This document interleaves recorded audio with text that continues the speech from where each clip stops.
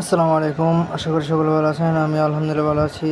তো দেখতে পাচ্ছেন যে আমাদের এখানে আরও কিছু মাছের পোনা নিয়ে আসা হয়েছে। আপনারা জানেন যে আমাদের মাছ থেকে আমরা অলরেডি কিছু পোনা ছেড়েছি। তো আজকেও কিছু পোনা এনেছি। এটা হলো মনোসেক্স তেলাপিয়ার পোনা।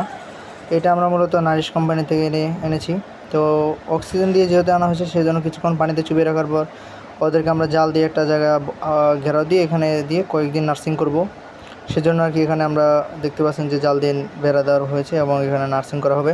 তো নার্সিং করবো আমরা এখানে প্রায় চার সপ্তাহ পর্যন্ত। এরপর আমরা পুরো জায়গায় ছেড়ে দেবো, যেহেতু মাছগুলো ছোটো সেই জন্য আর কি নার্সিং করা হচ্ছে। এখানে মূলত 5,000 পিস তেলাপিয়ার পোনা নেওয়া হয়েছে এবং এগুলোকে আমরা 4 সপ্তাহের মধ্যে নার্সিং করার পর পুরো জায়গায় ছেড়ে দেবো। যেহেতু আমি নতুন, সেজন্য আমার হয়তো কিছু ভুল ভ্রান্তি হতে পারে। তো সকলে আমাকে একটু বলবেন, যারা অভিজ্ঞ আছেন তারা অবশ্যই আমাকে জানাবেন যদি আমার এখানে কোনো ভুল হয়। ভাই আমি প্রথম নার্সিং করছি, আর কখনো এরকম পোনা আমি আনি নাই।